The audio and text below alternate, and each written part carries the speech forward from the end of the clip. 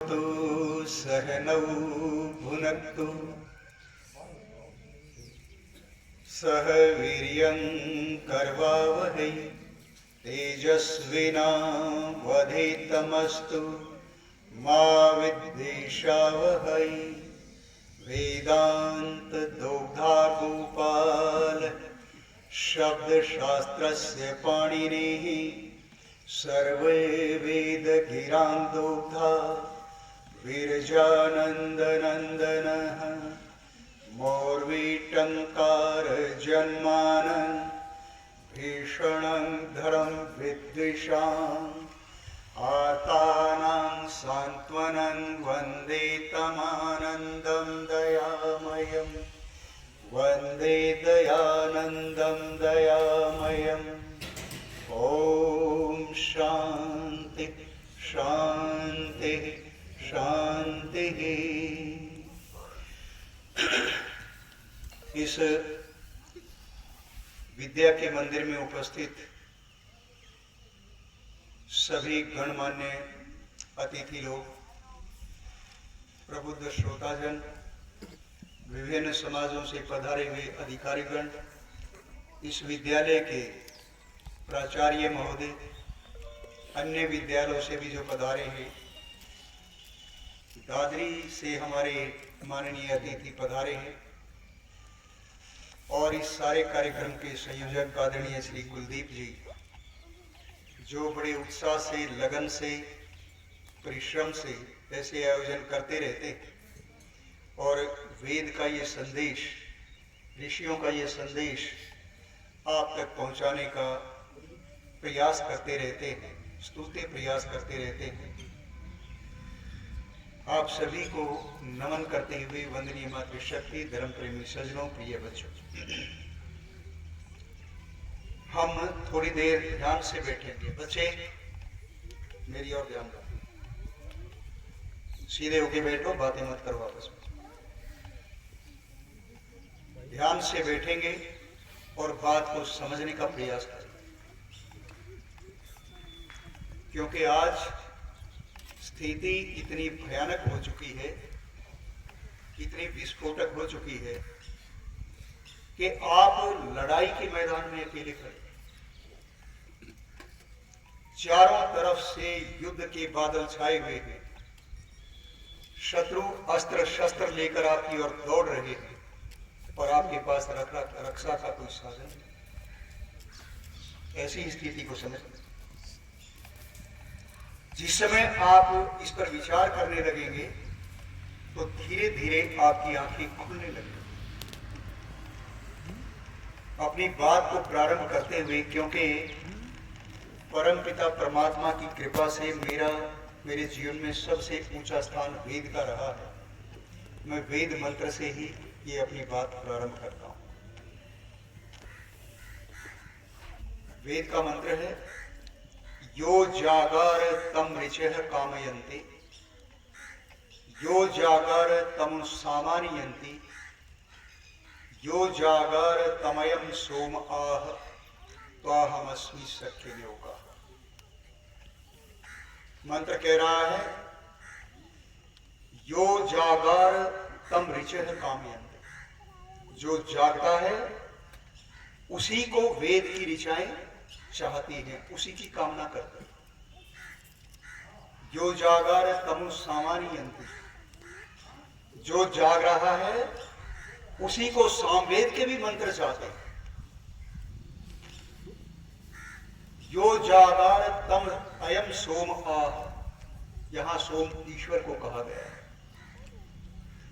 जागने वाले को ही परमेश्वर कहता है, त्वाहमस्मि सख्यलोका, बेटे आगे बढ़, मैं तेरी सहायता के लिए तैयार हूं,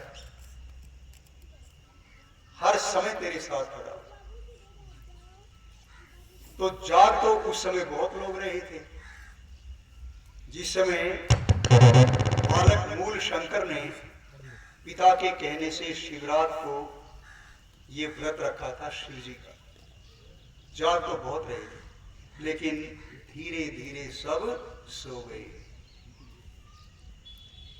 एक व्यक्ति जागता रहा, किस आशा में कि पिता ने कहा था कि शिव त्रिशूलधारी कैलाश निवासी कैलाशपति शिव यहाँ प्रकट होकर तुम्हें दर्शन देंगे, साक्षात यहाँ पे शिव विद्यमान हैं। तो देखना चाहता था उस साक्षात शिव को, जागा और उसको शिव ने दर्शन दिए। उस समय तो नहीं दिए, लेकिन एक घटना ऐसी हो गई कि उसको झंझोड़ कर रख दिया उस घटना ने, और वो सोचने पर विवश हो गया कि क्या वास्तव में यही शिव है। देखो, छोटी छोटी घटनाएं हम सबके जीवन में प्रतिदिन घटा ही करती हैं, लेकिन जो महापुरुष होते हैं, जिनके कर्म पिछले जीवन के बहुत उच्च स्तर के रहे होते हैं, जिन्होंने साधना की है, तपस्या की है, स्वाध्याय किया है, उनके लिए परमात्मा एक झटका देता है, उनको जगाता है, और उस घटना से उनके जीवन में क्रांतिकारी परिवर्तन आ जाता है। परमात्मा का प्रेरणा देने का ये अपना ढंग है। अच्छा, आप ये बताइए, क्या हम में से किसी ने ऊपर पेड़ से पके हुए फल को धरती पर गिरते हुए नहीं देखा? क्यों नहीं? बहुतों ने देखा है। लेकिन एक सेब को पकने के बाद धरती पर गिरते हुए देखकर न्यूटन के दिल में ही ये बात क्यों जागी कि इस धरती पर ये सेब गिरा क्यों ऊपर से आकर के? ऊपर क्यों नहीं उठ के चला गया? उसने वो गिरा हुआ सेब फिर ऊपर फेंका, वो नीचे आ गया। फिर सेब के बाद उसने पत्थर फेंका, वो भी नीचे आ गिरा। तो उसके मन में यह विचार उत्पन्न हुआ कि धरती प्रत्येक वस्तु को अपनी ओर खींचती है, इसमें गुरुत्वाकर्षण शक्ति है, ग्रेविटेशनल फोर्स। और उस विचार को लेकर के जो उन्होंने आगे गति की, उस पर आधुनिक भौतिकी का लगभग 80% ठहरा हुआ है। 80%। न्यूटन के दिल में ये बात क्यों आई? क्या हम में से कभी किसी ने किसी अर्थी को जाते हुए नहीं देखा? देखते हैं ना, मृत्यु हो जाती है किसी की तो डाल के लोग ले जाते हैं अंतिम संस्कार के लिए। लेकिन उस जाती हुई अर्थी को देखकर राजकुमार सिद्धार्थ के मन में ही ये बात क्यों आई कि प्रत्येक व्यक्ति मर क्यों जाता है? क्यों विचार उत्पन्न हुआ? बूढ़े को जाते हुए देखा तो ये पता लगा, ये विचार उत्पन्न हुआ कि प्रत्येक व्यक्ति बूढ़ा क्यों हो जाता है? मैं भी बूढ़ा होऊंगा, मैं भी मरूंगा। उस विचार ने उस सिद्धार्थ को गौतम बुद्ध बना दिया। क्या किसी ने पतीली जो चूल्हे के ऊपर रखी थी अगीठी पर, जिसमें पानी उबल रहा था, उसमें उठती हुई भाप से ढक्कन को उठते हुए नहीं देखा? बहुत लोगों ने देखा है। लेकिन चार्ल्स स्टीफेंसन के मन में यह बात क्यों आई कि भाप के अंदर शक्ति है, इसका प्रयोग करना चाहिए। परमात्मा कोई छोटी सी घटना से ही प्रेरणा दे देता है किसी को, और वो घटना उसके जीवन का आधार बन जाती है। इसी प्रकार से जिस समय शिव की पिंडी पर चूहे चढ़कर प्रसाद खा रहे थे, मलमूत्र इत्यादि कर रहे थे, तो बालक मूल शंकर के मन में ये प्रश्न पैदा हुआ कि ये कैसा शिव है जो इन चूहों से अपनी रक्षा नहीं कर पा रहा, संसार की रक्षा कैसे करेगा? और वो विचार उनके आने वाले जीवन का आधार बना हुआ। ऋषि का पूरा जीवन, पूरी विचारधारा, पूरी तपस्या, पूरा उनका जो साधन उन्होंने किया, वो केवल इस एक बिंदु पर ठहरा हुआ। ये शिव नहीं हो सकता, मैं शिव की खोज करता हूं, शिव को जानना चाहता। अच्छा, शिव जी की मूर्ति, थोड़ी देर के लिए मैं थोड़ा सा दूसरी ओर आता हूं। शिव जी महाराज की मूर्ति हम सब ने देखी। कैसे बैठे हैं शिव जी महाराज? आसन में बैठे हैं, ध्यान लगा, आंखें बंद हैं, गले में सांपों की माला है, यहाँ चंद्रमा है, कंटेक्ट मांगा यहाँ से गंगा निकल रही है सिर के ऊपर से, कंटेक्ट मांगा मैं और चित्रकार ने मस्तक पर अथवा हृदय के ऊपर ओम लिख दिया। आप न्यू काम करिए 12 बजे करिए। इस चित्र का अभिप्राय आप समझे कभी? देखो, तीन प्रकार के व्यक्ति संसार में होते हैं, अपनी बात जो कहते हैं विविध प्रकार से। पहला वक्ता, जो बोल करके अपनी बात आपको बताता है, जैसे इस समय मैं आपको बात बता रहा हूं। दूसरा होता है लेखक, वो बोलता नहीं है, लिख देता है, आप पढ़िए और समझिए। एक ऐसा है जो ना बोलता है ना लिखता है, वो चित्र बना देता है। आप चित्र को समझिए और आगे चलिए। हमने अपनी चित्रकला को भी नहीं समझा। पुराणों में वर्णन आता है कि एक बार राक्षसों और देवताओं में युद्ध हो गया। तो युद्ध का निर्णय, बहुत देर तक युद्ध चलता रहा सुरों में और असुरों में, देवों और असुरों में। तो उनका निर्णय कैसे हो? उन्होंने कहा कि सागर मंथन करो। तो सागर का मंथन कैसे किया जाए? शेषनाग को लाए पकड़ करके और सागर का मंथन करना शुरू कर दिया। तो सबसे, उसमें से बहुत सारे रत्न निकलने थे। सबसे पहले जानते क्या निकला था वहां से? सबसे पहले भयानक हलाहल विष निकला। पौराणिक गाथा के अनुसार उस विष को यदि धरती पर फैला दिया जाता तो पूरी सृष्टि समाप्त हो जाती, सारा जीवन समाप्त हो जाता। उस हलाहल विष को हजम करने वाला कौन आया? शिवजी महाराज। उन्होंने उस विष का पान किया, लेकिन वो विष उनके हृदय तक नहीं गया, उनके गले तक आकर के ठहर गया। इसी से वो नीलकंठ भी कहलाया, नीलकंठ। अब इस चित्र का बहुत गहरा संबंध है, इस कथा का भी और इस चित्र का भी बहुत गहरा संबंध है। हम इस बात को समझें। क्या संबंध है? देखो भाई, ये संसार रूपी महासमुद्र है। ये संसार महासमुद्र है, इसका मंथन करना पड़ता है।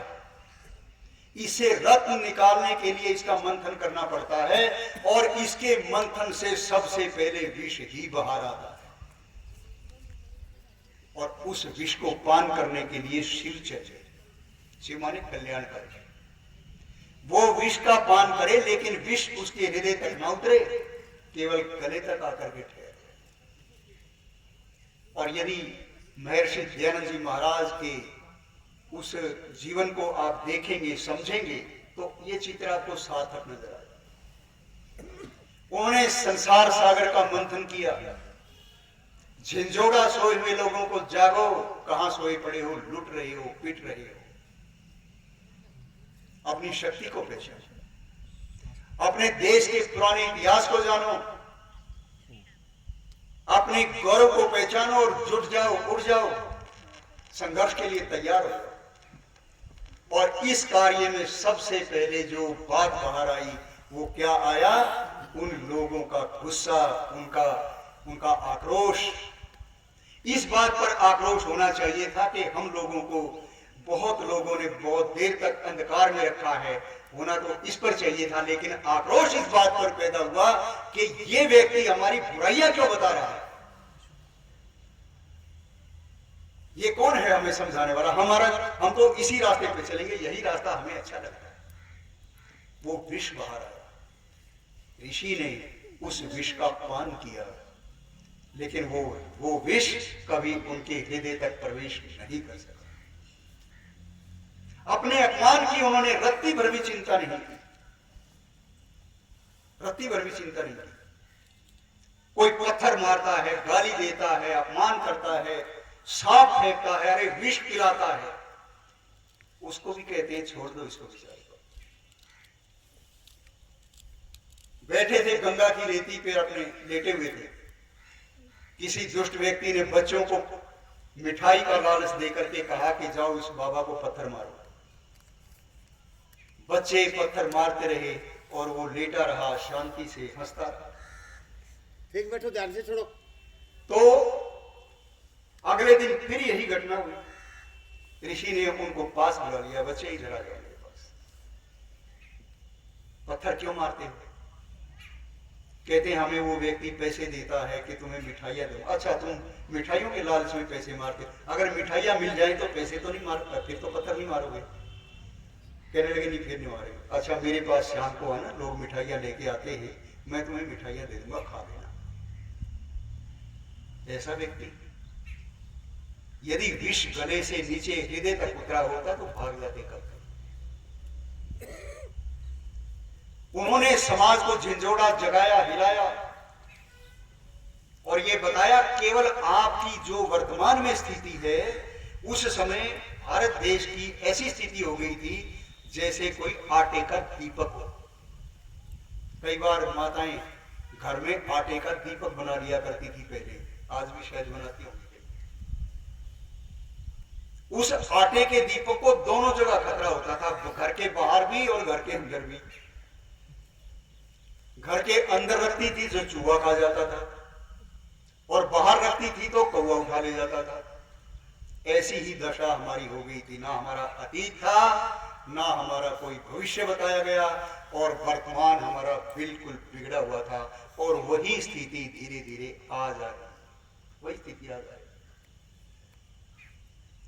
आपके बच्चों को कोई भी व्यक्ति, कोई दूसरे मत मजहब फिरके वाला व्यक्ति आकर कुछ भी बात बता देता है और आपके बच्चों के पास उत्तर नहीं होता उनको देने के लिए, तो निश्चित जानिए आपका समाज, आपके बच्चे मृत्यु को प्राप्त हो रहे हैं, उनको कोई बचा नहीं सकता।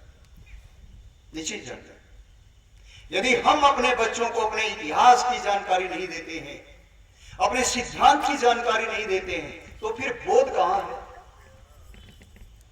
अच्छा, एक छोटा सा प्रश्न मैं आपसे पूछता हूं। ईश्वर बोलेगा नहीं, जिससे मैं पूछूंगा वो बताएगा।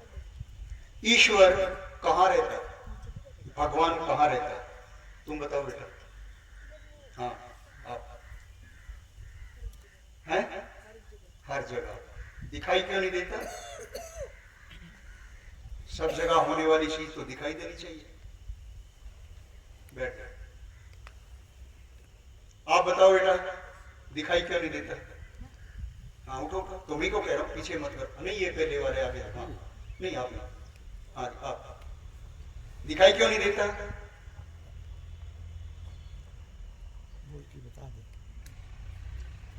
बोलो, बैठ जाओ। बस एक छोटे से प्रश्न पर आकर हमारी बुद्धि चक्कर खा जाती है। अच्छा, भगवान कितने हैं? 1 2 3 4 5 6 33 करोड़। कितने कितने? हाँ, तुम बताओ बेटा। ये बेटा बेटा, हाँ बताओ कितने हैं? 1 है। 2 क्यों नहीं? 3 क्यों नहीं? 4 क्यों नहीं? बैठ जाइए। ये है वो बात जो बच्चों को बतानी है आपने। ये विचार पैदा करना उनके भीतर। मैं बड़ों से भी ये प्रश्न नहीं पूछूंगा, आप स्वयं अपनी योग्यता का अनुमान लगाइए। भगवान यदि है तो दिखाई क्यों नहीं देता? प्रत्येक वस्तु जो विद्यमान होती है दिखाई देती है।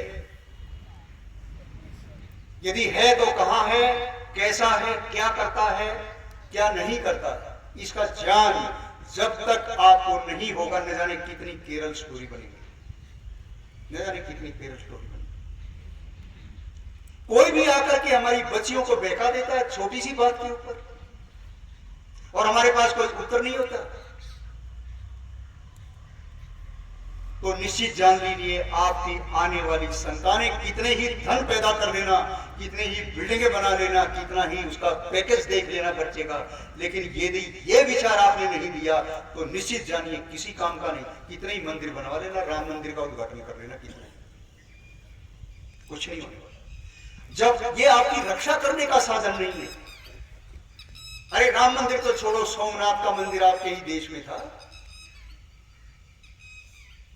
जहां इतनी दौलत, इतना खजाना वहां पे लगा हुआ था कि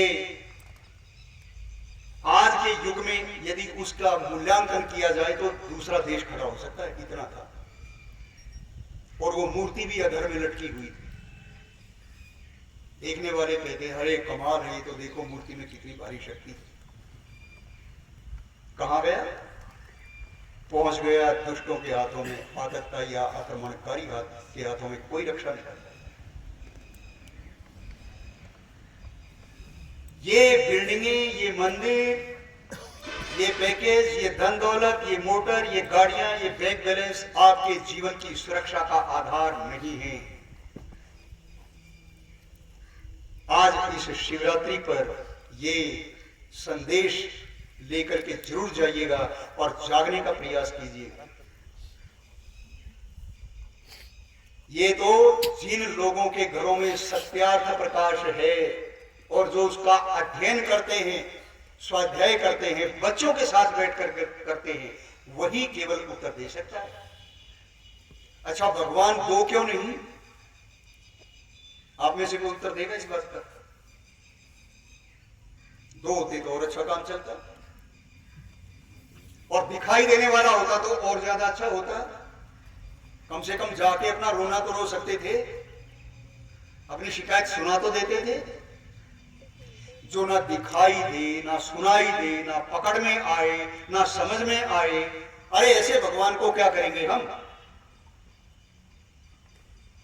लेकिन वास्तविक बात यह है कि भगवान का स्वरूप यही है, हम नहीं जानते। वेद हम नहीं पढ़ते, दर्शन हम नहीं पढ़ते, उपनिषद हम नहीं पढ़ते, रामायण हम नहीं पढ़ते, महाभारत हम नहीं पढ़ते। और महाभारत की क्या गाथा करें? लोग कहते हैं जी इसको घर में नहीं रखना चाहिए। मैंने कहा क्यों? कहते हैं इसके घर में रखने से लड़ाइयां होती है।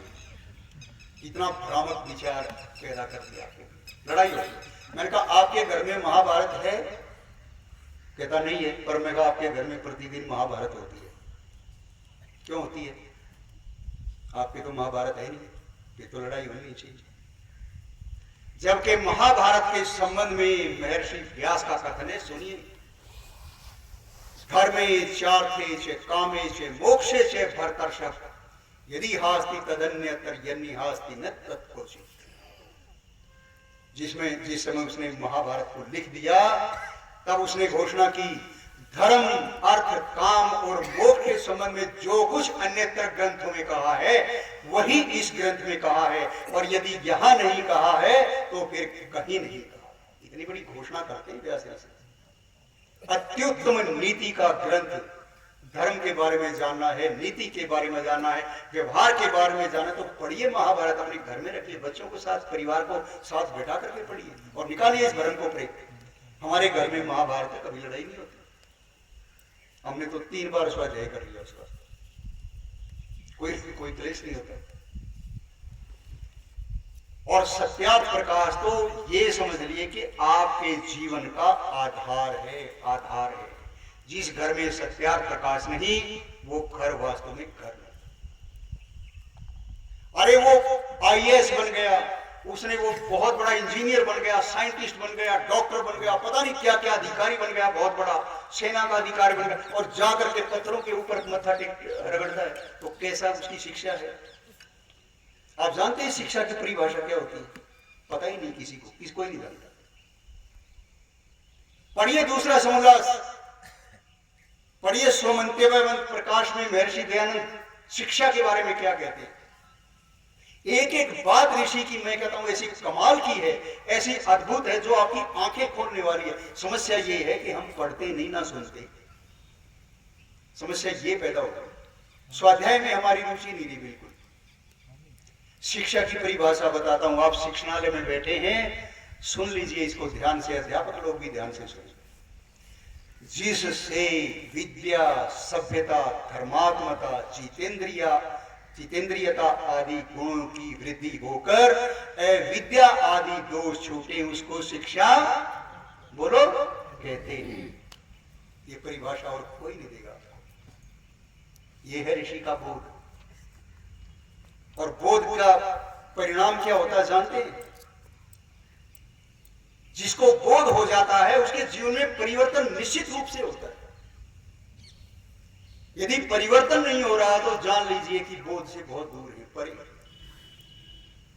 जिस समय बोध हो जाता है, मान लीजिए आप कहीं यात्रा कर रहे हैं, कहीं पे जा रहे हैं, मार्ग भटक गए, आप गलत रास्ते पे जा रहे थे, किसी रास्ते जाने खड़े हुए व्यक्ति से आपने पूछा, भाई हमने चंडीगढ़ जाना था, कौन सा रास्ता है? उसने बताया जी आप तो गलत आ गए, आपको पिछले मोड़ से दाईं तरफ जाना चाहिए था। तब आप क्या करेंगे ये बात सुनकर? वापिस आएंगे। क्या करेंगे ये बात सुनकर? आप गाड़ी को घुमाएंगे और मोड़ पे आएंगे, वहां से दाईं तरफ मुड़ के चंडीगढ़ के रोड पे जाएंगे। इसमें हुआ क्या, किया क्या हमने? जिस समय हमें ये बोध हो गया कि हम गलत जा रहे हैं, तो हमने अपने जीवन की गति जो थी, दिशा जो थी, वो बदल दी, परिवर्तन कर दिया। और यदि उस बात को सुनकर के भी हम उसी रास्ते पर बढ़ते रहे, तो फिर बोध हुआ कि नहीं हुआ? नहीं हुआ, फिर तो गलत रास्ते पे जाते हैं। इसी तरह से जीवन में प्रत्येक घटना को देखिए, बारीकी से देखिए। मैं उपनिषद, मांडुक्य उपनिषद पर विचार कर रहा था, उसमें सृष्टि उत्पत्ति का वर्णन लिखा हुआ है। तो उस प्रारंभ में बहुत छोटा सा उपनिषद है, लेकिन है बड़ा कमाल का, सारे कमाल के हैं। तो जिस समय सृष्टि उत्पत्ति का मैं वर्णन देख रहा था उसमें, तो शुरुआत में ही मैं उलझ गया। कुछ ऐसा वर्णन था, पहले दिशाएं प्रकट हुई, दिशाओं के देवता प्रकट हुए, फिर ये विराट पुरुष पैदा हुआ, उसको तपाया गया, वो लंबा वर्णन है, वहां नहीं जाऊंगा, आज का विषय कुछ और है। तो मैं आकर के उलझ गया, ये वर्णन जब सृष्टि की उत्पत्ति हो गई थी, तो फिर ये बाद में दिशाओं के देवता का क्या अभिप्राय है?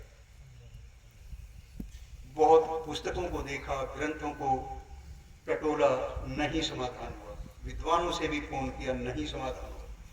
मैं एक लेख लिख रहा था उसके ऊपर,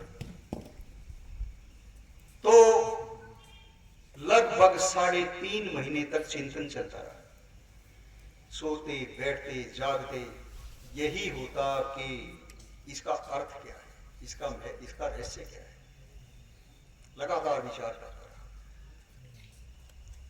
बहुत जिन्होंने दर्शनों पर, उपनिषदों पर अपनी टीकाएं लिखी, व्याख्याएं लिखी, उनसे भी पूछा, नहीं उत्तर दे पाए। कहते जी कभी इस दृष्टि से हमने सोचा नहीं। मैंने कहा नहीं, ये तो कोई उत्तर नहीं है, जानना चाहिए इस विषय को। तो हुआ क्या, बोध कैसे होता है, इसका प्रत्यक्ष उदाहरण आपको देता हूं। हुआ क्या, हमारे घर में पोता हुआ था, तो जिस समय वो घुटनों के बल चलना शुरू किया, उसने सरकना शुरू हुआ, वो हर वस्तु को उठा करके मुख में डालता था, चाहे खाने की हो चाहे ना खाने की हो। जूता मिल जाए वो भी मुंह में, मिट्टी मिल जाए वो भी मुंह में, कागज वो मुंह में, कपड़ा सब। ये क्या चक्कर है, ये मुंह में क्यों डालता है इसको उठा? अब आपसे पूछे तो बच्चे तो उसको पता नहीं हो तो मुंह में डाल ही लेते हैं, घटना तो कुछ भी नहीं, सामान्य सी।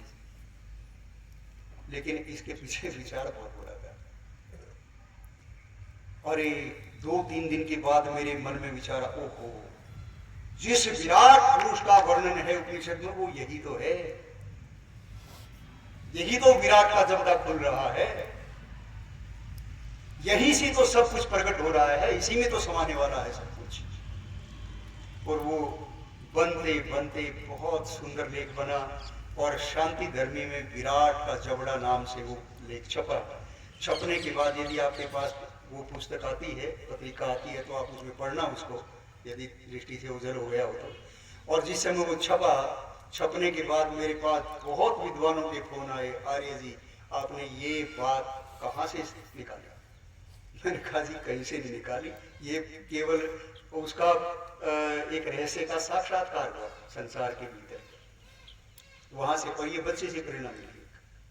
कौन सी घटना आपको कब प्रेरणा दे जाए, कब परिवर्तन कर दे, कब आपको आपको बोध हो जाए, कुछ कहा नहीं जा सकता। महात्मा बुद्ध जा रहे थे जंगल में अपने रास्ते से, जब जाने लगे तो एक व्यक्ति उनको मिल गया। कहते महाराज जी इस रास्ते से मत जाओ। कहते क्या बात है, क्यों ना जाए? कहता इस रास्ते में एक बड़ा भयानक डाकू रहता है, उसने प्रतिज्ञा की है कि 100 व्यक्तियों की हत्या करूंगा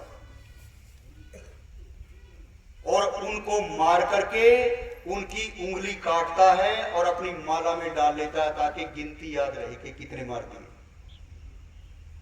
उंगली माल है उसका नाम, इसलिए उंगली माल कहते हैं। तो आप जाओगे तो आपको ही मार डालेगा। कहने लगे भाई अब तो जरूर जाऊंगा, देखते हैं उंगली माल क्या चीज है।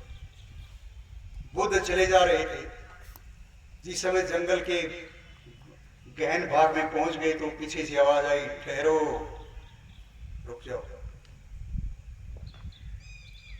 बुद्ध रुक गए और मुड़ करके पीछे देखा, ओहो ये तो वही व्यक्ति है, बड़ी भयानक आकृति वाला, और गले में उंगलियों की माला है, हाथ में तलवार पकड़ रखी।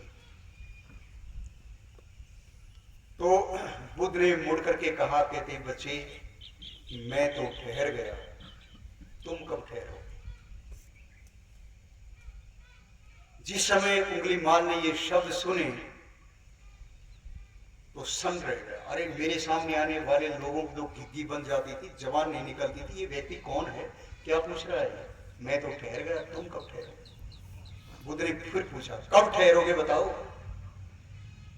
उंगली माल की आंखों के आगे अंधेरा छा गया और गिर पड़ा महात्मा बुद्ध के चरणों में। महाराज ठहर गया, बस आपने ठहरा दिया, आप रास्ता दिखा। कहते चलो हमारे साथ, छोड़ो इसको, बहुत हत्याएं कर ली, अब चलो रास्ते पर। कई लोग तो कहते हैं कि उनका जो शिष्य आनंद था वो उंगली माल ही था। इसमें कितनी सच्चाई है कह नहीं सकते। तो वो व्यक्ति जो इतना भयानक हत्यारा था, उसको इन थोड़े से एक लाइन से बोध हो गया, परिवर्तन हो गया, जीवन में बदल दिया उसने। स्वामी जी महाराज प्रचार करते हुए घूम रहे हैं और पहुंचते हैं, संभवतः घटना रावलपिंडी की है। वहां पे एक व्यक्ति आता है भजन गाने के लिए। कहता जी आपके व्याख्यान से पहले एक भजन बोल दूं? कहते बोल दो। भजन बोला, ऋषि के साथ साथ श्रोता भी झूम गए। कमाल के, अरे क्या बढ़िया आवाज है इसकी, बहुत बढ़िया गाता है। तो अगले दिन फिर आ गया, फिर उसने गीत बोला।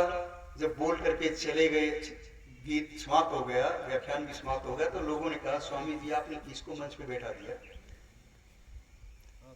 ये तो बड़ा चरित्रहीन व्यक्ति है, घरवाली को घर से निकाल रखा है, वेश्या को घर में डाल रखा है, रिश्वत खाता है, शराबी कबाबी सब इसमें दोष है। अमीचंद नाम था उसका। तो कहने लगे कोई बात नहीं। अगले दिन फिर आया, कहने लगे स्वामी जी गीत बोलो। हाँ बोलो। जिस समय गीत बोल करके हटा, ऋषि के शब्द उठे, कहने लगे अमीचंद हो तो हीरा पर कीचड़ में पड़ेगा, वो तो हीरा पर कीचड़ में पड़ेगा। इतने शब्द सुनने थे कि अमीचंद घर को चला गया और बार बार यही शब्द उसमें दिमाग में गूंजते रहे, हो तो हीरा पर कीचड़ में पड़ेगा। बोध हुआ अपने कर्तव्य का, वेश्या को घर से निकाल दिया, अपनी पत्नी को जाकर के लेकर के आए, मनाया उसको, रिश्वत लेनी छोड़ी और सब व्यवहार अपना बदल दिया और आर्य समाज के बहुत अच्छे उपदेशक बने। और उन्होंने बहुत बढ़िया गीत लिखे, जिनके लिखे हुए गीत आज भी गाते हो आप लोग। ये है बोध, और संभवतः इसी बोध से बना है अंग्रेजी का शब्द बोर्ड। बोर्ड भी इसी से बना है। बोर्ड के ऊपर क्या क्या कोई सूचना लिखी जाती है बोर्ड के ऊपर, है ना? उस बोर्ड के ऊपर लिखी हुई सूचना को आप पढ़ते हैं और आपको ये पता लग जाता है यहां ये व्यवस्था है, ये बात बताई गई है आपको, मतलब आपको बोध हो गया। ऋषि को बोध हुआ, सारे संसार को हिला करके रख दिया एक व्यक्ति ने। हमें बोध कब होगा? ना हम संध्या करते, ना हवन करते, ना स्वाध्याय करते, ना आर्य समाज में जाते, ना बच्चों को शिक्षा देते। अरे हम कब जागेंगे? ऋषि के जागने से तो उनका अपना कल्याण तो हुआ ही, उसके साथ साथ संसार का कल्याण हो गया। और हमारे जागने से हमारा कल्याण कैसे होगा? क्या ऋषि के कल्याण से हमारा कल्याण हो जाएगा? बोलिए, नहीं होगा। आज महर्षि दयानंद हमारे मध्य में नहीं है, लेकिन उनके लिखे हुए ग्रंथ आपके मध्य में विद्यमान हैं। जब सत्यार्थ प्रकाश को पढ़ो तो समझ लेना कि महर्षि दयानंद उपदेश कर रहे हैं आपको।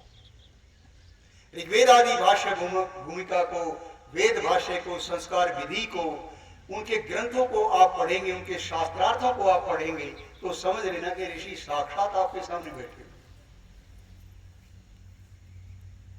उनके ग्रंथ ही हमारे लिए आधार है। उन ग्रंथों से भाई नाता जोड़िए। यदि उनसे नाता नहीं जोड़ा, उनका स्वाध्याय नहीं किया, उन पर ध्यान नहीं दिया, तो फिर आगे आने वाला जीवन खतरे में है। मैं बार बार इस बात को बोलता हूं, खतरे में है। फिर क्योंकि हम जागे नहीं, ना हमें ऋग्वेद की ऋचाएं चाहेंगी, ना सामवेद के मंत्र चाहेंगे, ना परमात्मा कभी ये कहेगा कि मैं तेरी सहायता के लिए तैयार खड़ा हूं। जो परमात्मा के काम का नहीं, परमात्मा उसकी सहायता क्यों करेगा? क्यों जी? वो कोई मूर्ख है क्या? जो आदमी परमात्मा के नियम के विरुद्ध चलता है, उल्टा काम करता है, परमात्मा उसकी सहायता करेगा क्यों?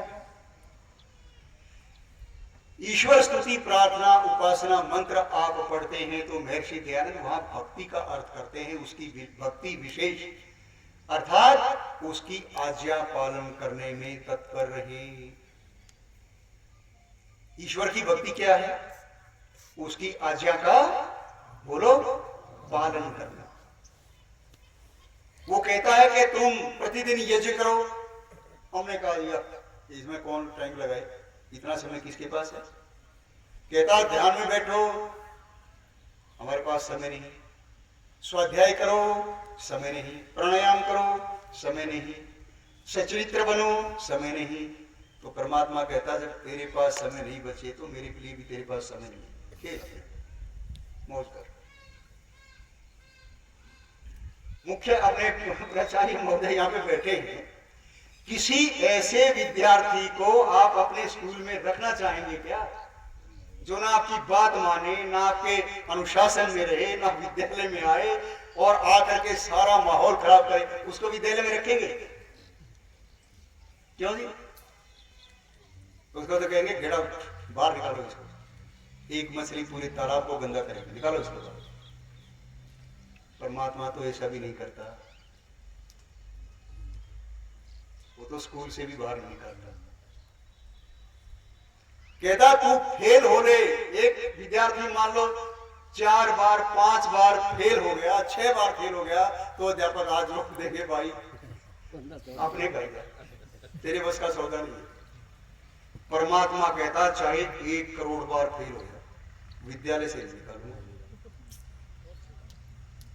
1 करोड़ बार फेल हो गया, कोई दिक्कत नहीं। बन, कभी भैंस बन, कभी बकरी बन, कभी कबूतर बन, कभी कीड़ा बन, कभी सांप बन, कभी बिच्छू बन, चलता रहे। कक्षाएं बदलती रहेंगी, लेकिन पास होना पड़ेगा। अंतिम रूप से पास हुए बिना गुजारा नहीं, आना पड़ेगा मेरे पास। ऐसा अध्यापक है, ऐसा आचार्य कहीं मिलेगा क्या? और हर समय हमारे साथ रहता है पर हम जानते नहीं। इतना अद्भुत, इतना विचित्र, कभी साथ नहीं छोड़ता। आप कितनी ही गालियां दे लो उसको, कभी रुष्ट नहीं होता, उसके ऊपर असर ही नहीं होता। वो नास्तिक से भी, महापापी से भी, आतताई से भी, आतंकवादी से भी जीवन का आधार नहीं छीनता। मेरी बनाई हुई सृष्टि सबके लिए है, धरती रहने के लिए सबके लिए आधार मिलेगा, वायु सबको मिलेगी सांस लेने के लिए, खाने के लिए भोजन सबको मिलेगा, पीने के लिए जल सबको मिलेगा, सूर्य की धूप सबको मिलेगी। लेकिन जो तूने कर्म किए हैं उनका फल उसी आधार पर अलग से अवश्य मिलेगा। इसी आधार पर, इसी व्यवस्था के आधार पर हमारी कानून व्यवस्था चलती है। जिस समय किसी को जेल हो जाती है, न्यायाधीश जी किसी को सजा दे देते हैं, दंड का सुना करके उसको कारागार में भेज देते हैं, तो उस समय भी उसको भोजन आदि जल पान सब कुछ दिया जाता है वहां पर जीवित रहने के लिए। ये व्यवस्था कहां से आई? यहीं से, वेद से गई है, यहीं से गई। यदि वेद को हमारे जीवन से निकाल दिया जाए तो संसार में बचेगा क्या? खाक, कुछ भी, सब निरर्थक हो जाएगा। देशभक्ति कहां से आती है? वेद से आती है। ईश्वर भक्ति कहां से आती है? वेद से आती है। संसार में मिलजुल कर काम करने का मंत्र कहां से आया? संगच्छ ध्वम संबद्ध ध्वम संभो मनांसी जानता, ऋग्वेद का अंतिम मंत्र है, सूक्त है, संगठन सूक्त जिसको आप कहते हैं। अच्छा, ये ऋग्वेद में क्यों दिया परमात्मा ने? विचार कीजिए ना। देखो, परमात्मा ने आपको ये एक दिया है यंत्र, खोपड़ी, ये यंत्र दिया है। कहते हैं अभी तो बच्चे तुम्हारा यंत्र है सीधा, इसका संबंध है सूर्य के साथ, द्युलोक के साथ। यदि तुमने इसका उपयोग ठीक से नहीं किया तो अगली बार सीधा नहीं रहेगा, अगली बार पैरेलल हो जाएगा जमीन के। पशुओं का मस्तिष्क कहां रहता है? जमीन के समानांतर, ऊपर नहीं होता। तुम इसका जितना अधिक प्रयोग करोगे उतना ही अधिक उन्नत अगली बार मिलेगा। इस बार प्रयत्न करते रहे, मान लीजिए नहीं मंजिल तक पहुंच पाए, साक्षात्कार ईश्वर का नहीं हो सका, लेकिन जितना प्रयास आपने किया, जितनी देर आगे बढ़े, वो आपका बैलेंस बन गया, खाता बन गया, आधार बन गया। अगली बार की यात्रा वहां से आगे प्रारंभ होगी, जीरो से शुरू नहीं करेंगे। आपने यहां से जाना था हिमाचल प्रदेश में, गाड़ी लेके निकले, सुंदरनगर जाना है, मंडी जाना है, और रास्ते में चंडीगढ़ पहुंच करके देर होगी, रात होगी, फिर चंडीगढ़ स्टे किया। तो अगले दिन की यात्रा बिरला से शुरू करेंगे कि चंडीगढ़ से? तो आपकी यात्रा छोटी होगी कि लंबी? यही नियम है परमात्मा। जितनी साधना आपने इस जीवन में की है, जितना तप इस जीवन में किया है, जितना स्वाध्याय इस जीवन में किया, वो सुरक्षित आपके साथ जाएगा, और वही संस्कार लेकर के आत्मा आगे बढ़ेगी। फिर कोई किसी मूर्ति पर चूहा चढ़ेगा और ईश्वर झटका देगा और आप महर्षि दयानंद बन जाएंगे। ये घटनाएं ऐसे होती है, कोई चमत्कार नहीं होता। परमात्मा झटका दे करके जगाता है, उठ बेटे जाग और अपनी यात्रा शुरू कर। परमात्मा ने आपको इतना बढ़िया साधन दिया है, ऐसी इंद्रियां, ऐसी वाणी, ऐसे हाथ किसी के पास नहीं संसार में, मनुष्य को छोड़कर किसी के पास नहीं। पशु पक्षियों को जो ज्ञान दिया जाता है भाइयों बहनों, वो स्वाभाविक ज्ञान है। कौन सा ज्ञान है? स्वाभाविक ज्ञान है। और आपके पास जो ज्ञान दिया गया है, आपको जो दिया गया है, वो नैमित्तिक ज्ञान है। कौन सा? नैमित्तिक उसको कहते हैं जो किसी निमित्त के होने से आगे बढ़े। स्वाभाविक उसको कहते हैं जिसको किसी को सिखाने की आवश्यकता ना हो, स्वमेव हो, अपने आप हो। अच्छा, स्वाभाविक ज्ञान बड़ा है कि नैमित्तिक? है जी? स्वाभाविक बड़ा है कि नैमित्तिक? क्यों? जो सीखना ही ना पड़े, किसी से जानना ही ना पड़े, तो बहुत अच्छा है। किसी जानने की भी जरूरत नहीं पड़ी और ज्ञान भी हो गया। गाय के कटड़े को अपने अपने बछड़े को, भैंस के बच्चे को, कटड़े को तैरना कोई नहीं सिखाता। कहीं देखे आपने उनके ट्रेनिंग स्कूल खुले, पानी में उतार दो सोने तैरने लग जाता है। और मनुष्य के बच्चे की तो बात छोड़िए, जिसने तैरना नहीं सीखा उसको पानी में उतार दो, क्या बनेगा? डूब जाएगा। नैमित्तिक ज्ञान बहुत बड़ा है स्वाभाविक ज्ञान से। स्वाभाविक ज्ञान की एक सीमा है, वो वहीं तक सीमित रहता है, और नैमित्तिक ज्ञान की कोई सीमा नहीं है, अनंत है। कितना बढ़ा लीजिए बढ़ता चला जाएगा, बढ़ता चला जाएगा, कोई सीमा नहीं। अच्छा, पहले टेलीफोन कैसे होते थे? लैंडलाइन, है ना जी। और लोग ये कहते थे बस इसमें कमी है कि बोलने वाला दिखाई नहीं देता, अगर दिखाई देने लग जाए तो बहुत अच्छा हो। और आज फोन कैसे आ रहे, बदल गया ना। कैसे बदला? नैमित्तिक ज्ञान की उन्नति के कारण आपके जीवन में परिवर्तन आ गया, और केवल सुनने का साधन नहीं रहा। आपका बिजली विभाग इस पर है, ट्रांसपोर्ट इस पे है, रेलवे इस पे है, बैंक इस पे है, पता नहीं क्या क्या, आगे पता नहीं क्या क्या आएगा। ये है नैमित्तिक ज्ञान। यदि आज सारे संसार के स्कूल एकदम बंद कर दिए जाएं, विद्यालय बंद कर दिए जाएं, तो आने वाली जो नस्लें हैं, आने वाली जनरेशन कैसे हो जाएगी? जीरो, बिल्कुल। इसको जो चीज अर्जित की जाती है वो बड़ी होती है, कमाई हुई चीज, विच इज अर्न, जो कमाई जाती है वो बहुत बड़ी, और उसी पे हम अभिमान भी करते हैं। परमात्मा ये कहता है बेटे मेरे पास आना हो ना, सिर झुका के मत आना, स्वाभिमान से आना, सिर उठा कर आना।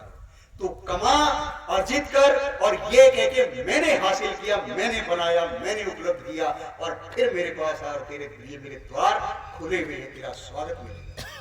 हाँ मेरे पास, मैं तुझे गरीब, असहाय, लाचार नहीं देखना चाहता।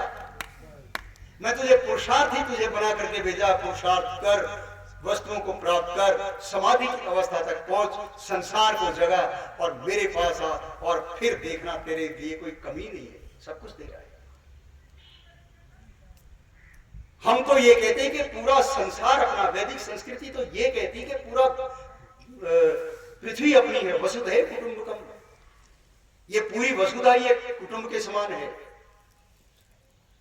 और जो लोग छोटी सोच वाले होते हैं, ओछी सोच वाले होते हैं, जिनकी वृत्तियां तुच्छ हैं, उनकी बातें कुछ और होती हैं।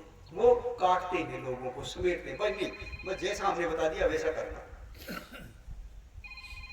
ये जो ईसाई अपने इस्लाम के प्रचारक हैं, ईसाइयत के प्रचारक हैं, पूरे आपके केरल का, दक्षिण भारत का तो ईसाइयत करण, इस्लामीकरण हो चुका है, और धीरे धीरे आपके भी क्षेत्र में प्रवेश कर रहे हैं, आपके भी क्षेत्र में प्रवेश किए। आप उनके ग्रंथों को भी पढ़ें, ताकि जिस समय आपसे कोई चर्चा हो तो ऐसा उत्तर जाए कि पलट के जवाब ना आए, और 100 बार सोचने पे विवश हो जाए। बहुत पुरानी बात आपको बताता हूं। एक लड़का था जमुना दास, वो मुल्तान के एक स्कूल में पढ़ता था, और उस स्कूल का जो हेडमास्टर था वो ईसाई था। तो वो बात बात में बच्चों को ईसाइयत की शिक्षा देता रहता था। विलियम खेमचंद उसका नाम था। तो वो उनको बच्चों को ईसाई बनाने की प्रेरणा देता, और जो जमुना दास था पढ़ने में बहुत कुशाग्र बुद्धि था, बड़ा होशियार था। उसके ऊपर उसने डोरे डाल रखे थे, भाई इस बच्चे को खींचो, ये ईसाई बनेगा। तो बाइबल की बातें बताता रहता है, सुनता रहता है, और वो जमुना दास का भी झुकाव बाइबल की ओर काफी हो गया। तो हुआ क्या, कुछ दिन बाद मुल्तान के एक बाग में लंगे खां का बाग उसको बोलते थे, वहां पे पंडित गुरुदत्त विद्यार्थी का शास्त्रार्थ हो रहा था पौराणिकों के साथ। तो वो शास्त्रार्थ देखने चला गया, और जिस समय उसने शास्त्रार्थ को देखा तो उसको पता लगा कि आर्य समाज भी कोई संस्था है और बड़ी अच्छी संस्था है। ऐसी वहां पे बातें हैं उनकी कि उनको कोई काट ही नहीं सकता। तो कुछ ईसाइयत की भी वहां पे बात चली, पंडित जी ने अपने व्याख्यान में कही, तो उसको सुनकर के विद्यार्थी अपने विद्यालय में आ गया। अगले दिन हेडमास्टर साहब से कहने लगा महाराज जी, मास्टर जी, ये दयानंद कौन था? ओ कहते बड़ा खराब आदमी था, और किसी दयानंदी के हत्या मत चढ़ जाना, दिमाग खराब कर देंगे तुम्हारा। कहते मैंने सुना है कि बाइबल में ये लिखा है कि यदि तुम्हारे अंदर राई के दाने के बराबर भी विश्वास है और तुम किसी पर्वत से ये कहो कि अपने स्थान से हट जा, तो वो अपना स्थान छोड़ देगा। तो गर्मी की ऋतु है, आप वहां पढ़ाने जाते हैं बच्चों को, आपको कष्ट होता है जाने के लिए, तो आपके भीतर कोई अगर विश्वास है ईसा मसीह के प्रति, बाइबल के प्रति, खुदा के प्रति, तो उन बच्चों को यही बुला लो, आपको धूप में जाना नहीं पड़ेगा। अध्यापक कहने लगा हाँ लगता है, कहता किसी दयानंदी के हत्या चढ़ गया, फंस गया क्या।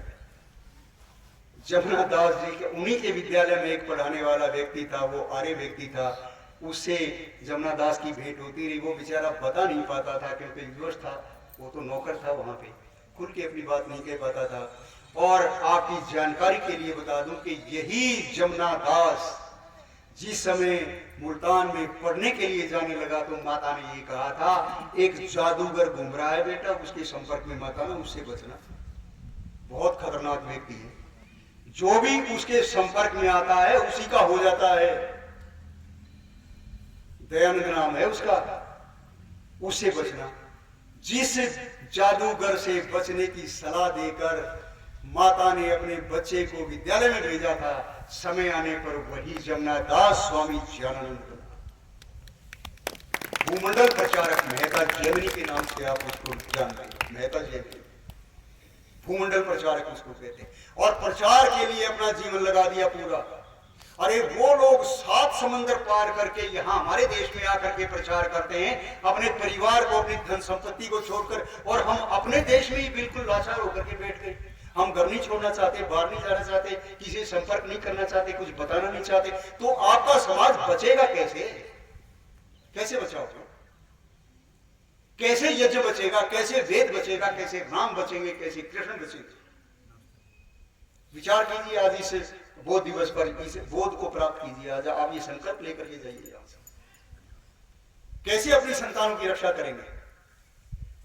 आपके पास तो इतना बड़ा ब्रह्मास्त्र महर्षि ने दे दिया है, ऐसा हथियार आपके सामने दे दिया है कि जिसकी काट संसार में किसी के पास नहीं, सब विवश है उसके। वो एक पद लिखा था कभी हमारे प्रचारकों ने, डूब कर गहरे दलाइल में कपोड़े सड़ गए, मार मंत्रों की पड़ी पर आयतों के झड़ गए, सामने कुरान के लिए वेद चारों अड़ गए, मार मंत्रों की पड़ी पर आयतों के झड़ गए, दिल जला तौरेत, दिल जला इंजील का, दम घुटा तौरेत का। वो लंबा पद है, कई पंक्तियां हैं उसमें। जिस समय महर्षि जहां ईसाइयत का प्रचार हो रहा था, वो मैं आते समय जी से बात कर रहा था, उन्होंने एक मंत्र को अपने जीवन का आधार बनाया था। उन प्रचारकों ने, ईसाई और इस्लाम के प्रचारकों ने, क्या आधार था वो जानते हैं? वो आधार ये था कि दुनिया में 2 प्रकार के प्रचारक हैं, 2 प्रकार के मत हैं। क्या? पहले अप्रचारक मत हैं और दूसरे प्रचारक मत हैं। प्रचारक मत कौन से हैं? मुसलमान हैं और ईसाई हैं, ये प्रचारक मत हैं, अपने मत का प्रचार करते हैं। और अप्रचारक मत कौन सा है? कहता है हिंदुओं का है, वो अप्रचारक है, वो कोई काम नहीं करते और ये समझते हैं कि हम सदा सुरक्षित रहेंगे, हमारी वो कहते ना अभी कुछ बात है कि हस्ती मिटती नहीं हमारी, सदियों रहा है दुश्मन दौरे जमा हमारा। इकबाल ने लिखा था कभी। पर जिस इकबाल ने ये गीत लिखा था ना कि हिंदी है हम वतन है हिंदुस्तान हमारा, वही इकबाल पाकिस्तान का जनक बना। मूल में उसी का शिक्षा था, उसी ने पाकिस्तान बनवाया। तो इस भ्रम को दिल से निकाल दीजिए कि हस्ती मिटती नहीं हमारी, आपकी हस्ती निरंतर मिटती जा रही है, मिटती जा रही है। और एक दिन आएगा जब ना यज्ञ बचेंगे, ना आपका रामायण बचेगी, ना महाभारत बचेगी, ना दर्शन बचेंगे, ना उपनिषद बचेंगे। तब कहां देखेंगे? और जो व्यक्ति अपने इतिहास से शिक्षा नहीं लेता, अपने इतिहास को जान करके आगे नहीं बढ़ता, इतिहास में उसका कोई स्थान नहीं होता।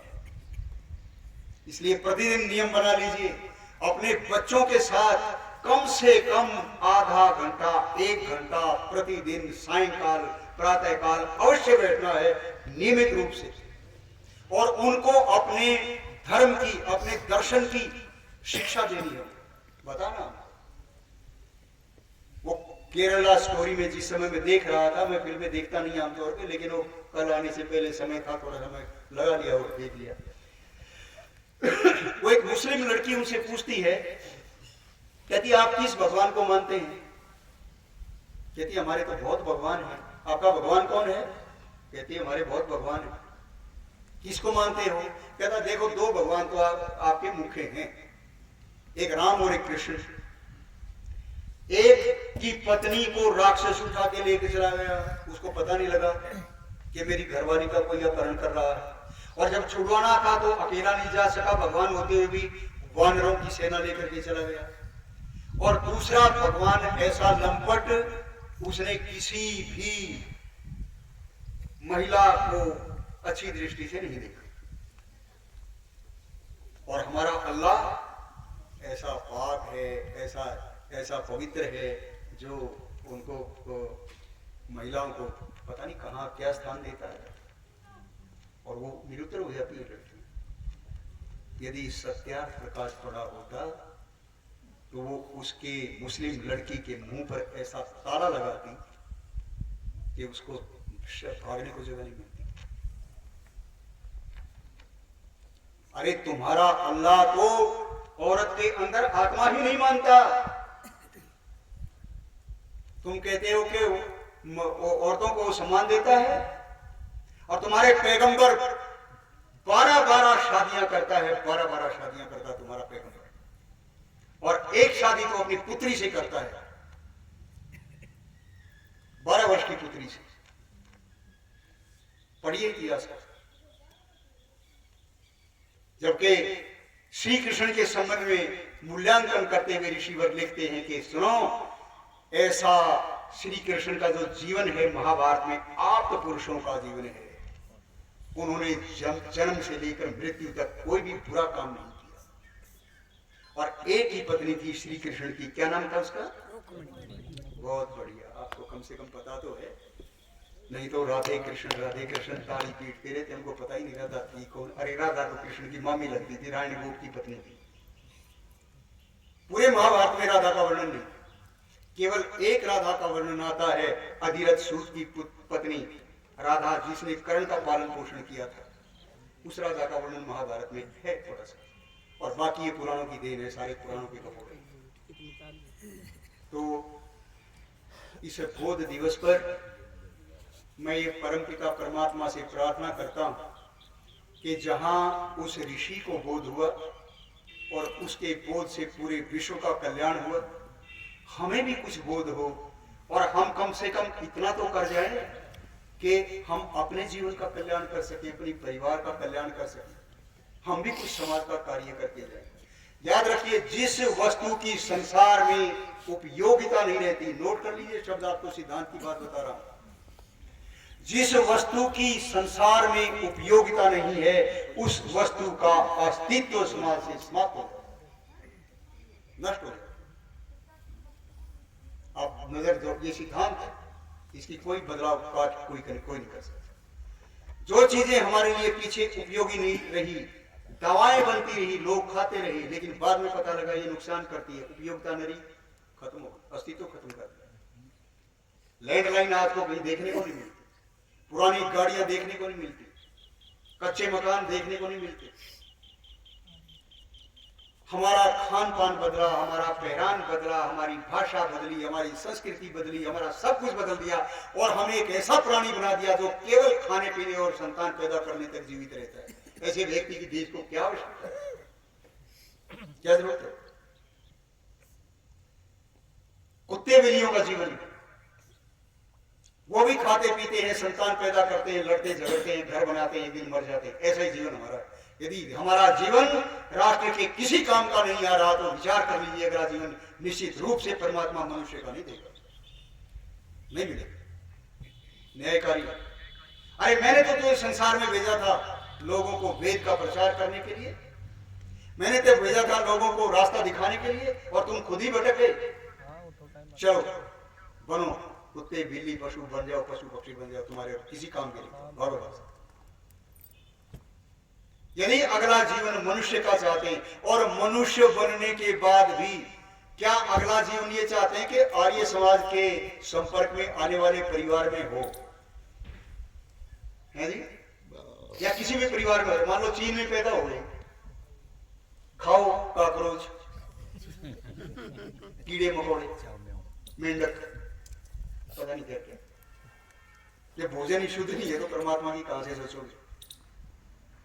ये प्रार्थना करो कि अगली बार परमात्मा मेरा जन्म आर्य समाजी परिवार में होगा, और ऐसे परिवार में होगा कि जहां जन्म से ही संस्कृत बोली जाती हो, जहां जन्म से ही यज्ञ होता हो, जहां प्रतिदिन वेदों का पाठ होता हो, ऐसे परिवार में जन्म लूंगा। ये तेरी भी शक्ति नहीं है कि तुम मुझे रोक के दिखा दो, तो उसके लिए पुरुषार्थ करो, आगे बढ़ो, प्रयत्न करो, रास्ता तुम्हारे लिए खुला है। पूरा संसार परमात्मा ने तुम्हें दे रखा है, बना रखा है तुम्हारे लिए। और यज्ञ का अनुष्ठान करो, यज्ञों को मत छोड़ो, करो, बैठो। और ऐसे आयोजन, मेरे पास समय नहीं, क्या करूं, मैंने कल प्रचार के लिए कुरुक्षेत्र में पहुंचना है, ठोल गांव में कार्यक्रम है, अभी जाना भी है वहां पे, इसलिए बहुत शीघ्रता में यहाँ का कार्यक्रम बना। कुलदीप जी ने बाद में सूचना दी कि 1 सवा बाद की भी है। मैंने कहा यदि आप पहले बता देते मैं ढोल के कार्यक्रम को इनकार कर देता। मुझे जो प्रसन्नता मुझे आप लोगों में आकर के मिलती है वो बहुत कम स्थानों की होती है। क्यों? क्योंकि आपके पास युवक आते हैं। किसी भी देश के उन्नति का, तरक्की का, रक्षा का आधार युवा शक्ति होती है। परमात्मा ने अपना वेद का ज्ञान भी युवाओं को दिया था, बूढ़ों को नहीं दिया था, ना बच्चों को दिया था। वो आदि ऋषि अग्नि वायु आदित्य और अंगिरा युवा पैदा हुए थे, युवाओं को जो उनको अधिकार दिया था वेद पढ़ने। तो इस वेद ज्ञान की जितना अर्जित करके जाएंगे, जितना इसको अपने जीवन में धारण करके जाएंगे, अगले जन्म में फिर आपके साथ जाएगा, फिर आपको यही यज्ञ का और वेद का वातावरण मिलेगा, यही सुगंधि मिलेगी, यही सद्विचार मिलेंगे और यही सुंदर वातावरण मिलेगा बना हुआ। इस शिवरात्रि के अवसर पर यही संकल्प लेकर के हम जाएं। आपने ध्यान पूर्वक मेरी बात को सुना, आप सभी का बहुत बहुत हार्दिक धन्यवाद। ईश्वर आपको फिर कभी समय मिलेगा तो हमारे कोई दूर नहीं। ओम शांति।